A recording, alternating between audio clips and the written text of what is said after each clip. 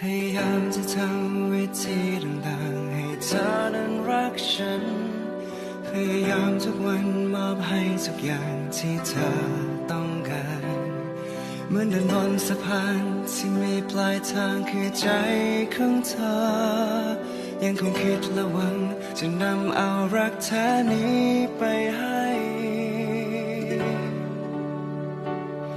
แต่ทำไมเดินมาเนิ่นนานไม่ถึงสักทีแต่ทำไมมองดูเส้นทางเหมือนยาวออกไป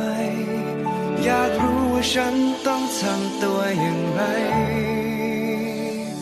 อีกไกลแค่ไหนจนกว่าฉันจะใกล้บอกทีอีกไกลแค่ไหนจนกว่าเธอจะรักฉันเสียทีมีทางใดที่อาจทำให้เธอสนใจได้โปรดบอกกับฉันให้รู้ทีว่าสุดท้ายแล้วฉันยังมีความหมาย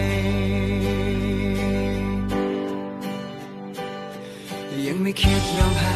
ฉันเพียงแต่เอาลากันเท่านั้นภายในใจคงรักเธอเหมือนเดิมไม่เคยเปลี่ยนคนจะดีไม่น้อยจะเธอบอกให้ฉันได้รับรู้ความในใจของเธอเหตุผลต่างๆที่ยังซ่อนไว้ว่าทำไมเดินมานานไม่ถึงสักทีแต่ทำไม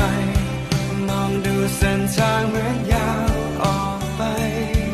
อยากรู้ว่าฉันต้องทำตัวอย่างไร